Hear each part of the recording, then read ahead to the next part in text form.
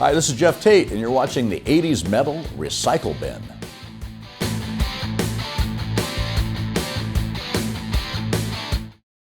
Hey, how you doing? I'm Kane Roberts, and I'm here to talk to my friends Drew and who's that other guy? I don't really know him that well.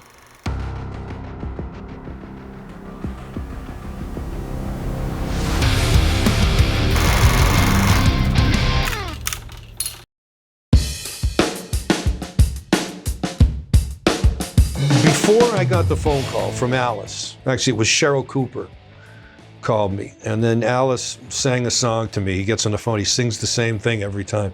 And then, he said, hey, do you want to join the band for the fall tour? And so, you got to think up to that point, I was fully engaged and satisfied with the fact that I was never playing with Alice Cooper again. It was just part of my past. I had just written a song with him. It's on the new album, Road, called The Dead Don't Dance. I just wrote with him and Bob Ezrin. We're still friends, and we still have, tremendous respect for, the creative process and all that. But see, one of the reasons why I was okay with it is Nita. To me, first of all, she's one of the brightest, sweetest people you can meet. And, my first time seeing her, I'm going, well, that's the model female I want bursting out of my birthday cake. That's the first thing I thought. The second one is she has a tremendous stage presence, the way she moves. And then finally, she teared monstrous ass on the guitar.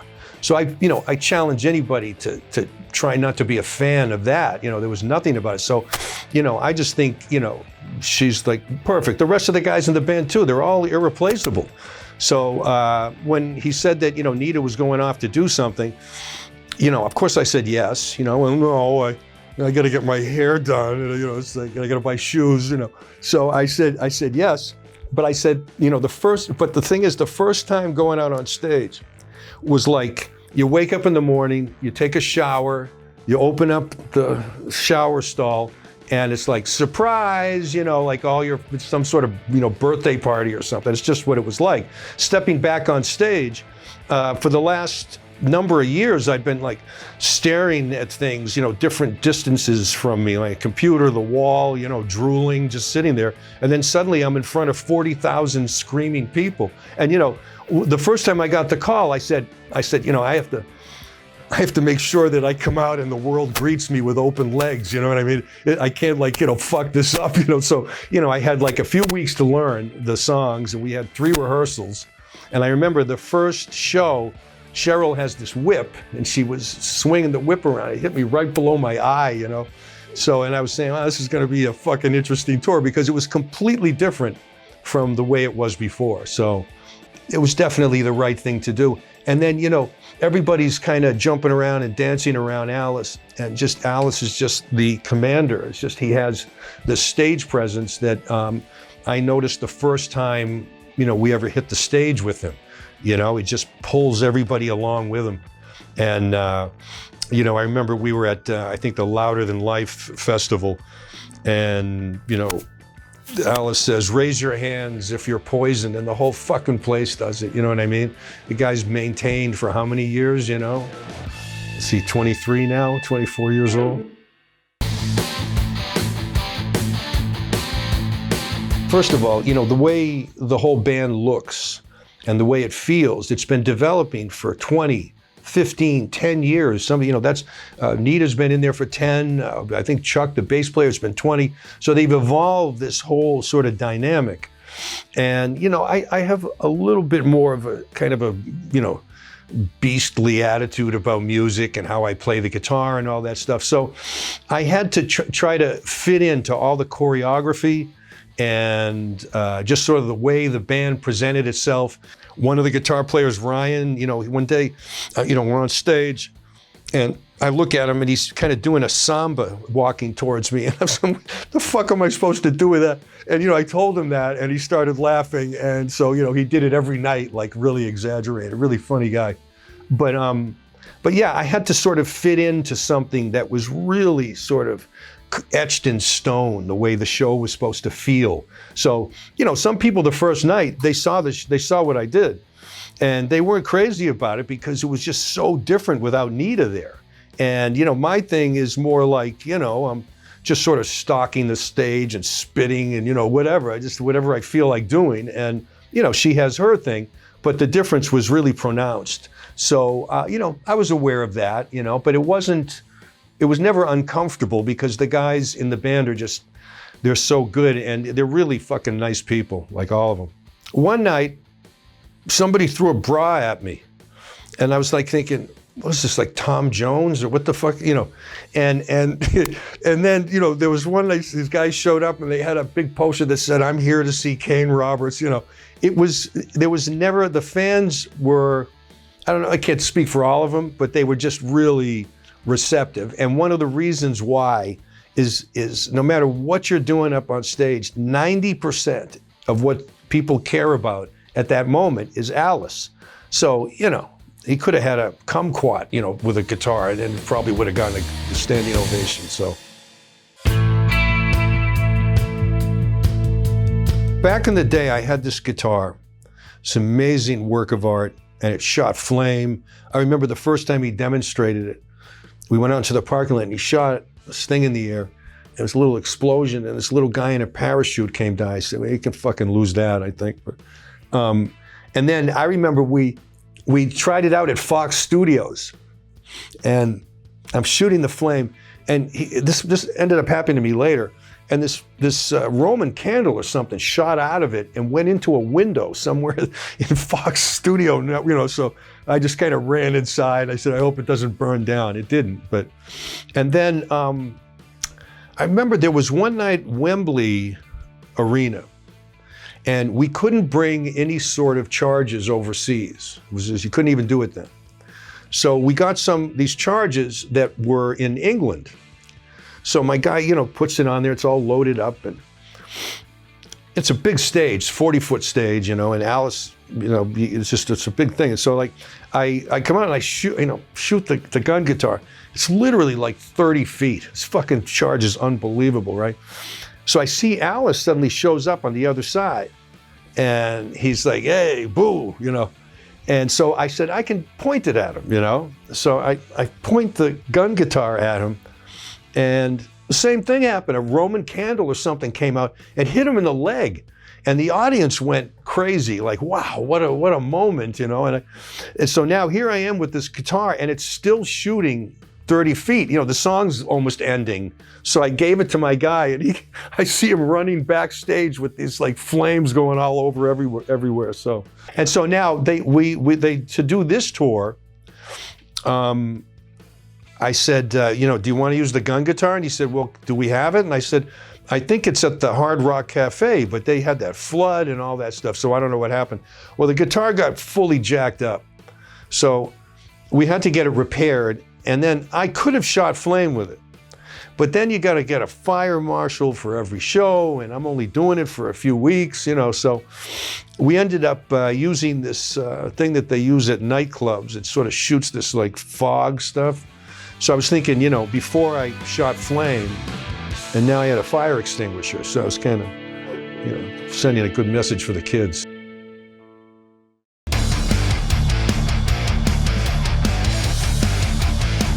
My lifestyle on the road was always complete dork. I mean, Alice and I would go to our hotel rooms, or we'd get off the bus at 7 a.m. He'd go find a golf course, and I'd find like, Frankie's Iron Shop in Chicago, some fucking place.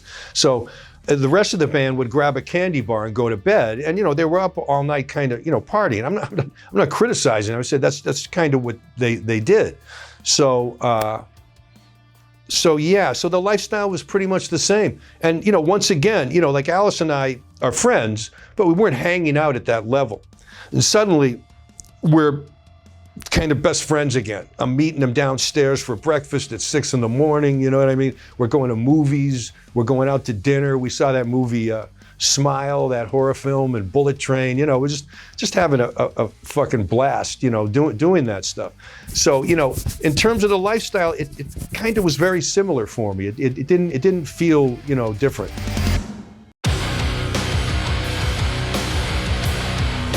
A couple of years back, my friend Kip Winger said, you ought to try to do a record, because he knew I was writing. So I said, yeah, I haven't done that at all. I haven't been in that game or whatever. So he hooked me up with Frontiers, and I think mostly based on, what Kip's relationship is with that record company, they signed me. So I started working, and then, over the course of 3 years, the record company let us take that long. And, we would send them things, and they were excited about it, so that was awesome. And then I remember we were singing, I was working on a song called Beginning of the End. And with the lyrics of that, people can check it out, but the lyrics of it and just the way the song was written, it had a little bit of a sort of a forecast of what was on its way, and in the coming years. So I sang the first verse, and I looked at the other producer, the guy Alex Track, and I said to him, I think Alice Cooper should sing the verses. And everybody in the room said, "How is that even possible?" So they said, I said, well, I'll call him and see what he's doing. I didn't know if he was on tour or what he was doing. I call him up, and Alice answers the phone. He goes, "Yeah, I'm in town. I can come tonight." So he came right over that night, which made me look like I knew my shit, and he killed it. And then it came time, with a lot of records, people go, okay, guitar solo goes here. And in the middle of the song, after the second chorus, I started doing a solo, and I went, it would be amazing if Alicia White Glutz dropped out of the sky and just blew the whole fucking song apart, you know what I mean? Because I'm a big fan of hers. I've been, fan of hers for years. So, surprisingly, she heard the song, and she loved it, and she sent back some amazing stuff. And then we ended up shooting a video. And the most incredible thing is I got Alice on a day off in Vancouver. Alyssa flew from Europe to Montreal, waited at the airport for 6 hours, and then flew to Vancouver to be in the video. And we shot this video. It was kind of a miracle that we put it together. I mean, there were tremendous nightmares in the editing process, but we got it done, and that was great. And then so the album is done, and we get into this thing with the artwork for the record. And all of this stuff just kind of came to me, and it was just a tattooed woman, and she's wearing a mask that's got all these studs on it, and it's dripping with blood. And you look at that shape, you look at that female, and the way she's looking at the camera, and that to me was the new normal. And so I had no idea that 2 years later, everybody would be wearing masks, and everybody would be calling it the new normal because of this whole COVID shit that happened. And, I had a song called The Beginning of the End, which was the first single. So, I don't know, it was kind of a strange succession of events.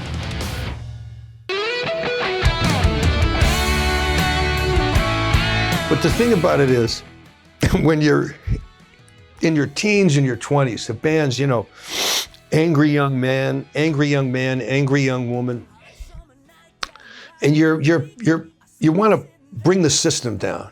You're pissed off at the man. That's what it is. And I said, I'm thinking to myself, when you're past 50, you're angry because your back hurts. So I see a lot of bands up there, and they're playing these songs, and you're just sitting there going like, I don't know, it's a certain point you might want to fucking reconsider some of those lyrics. And the other thing too is some people can do it.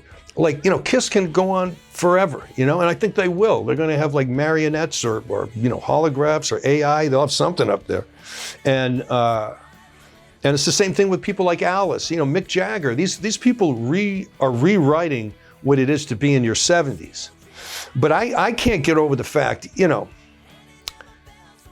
I can't get over the fact that, you see some guy and, he looks like he's kind of sick of his job at the bank, and his message system on stage it's not going to have the same impact, So, if somebody wants me to quit my job and go out and start a revolution, I don't know if I'm going to listen to a guy who's 60 telling me that, what I mean?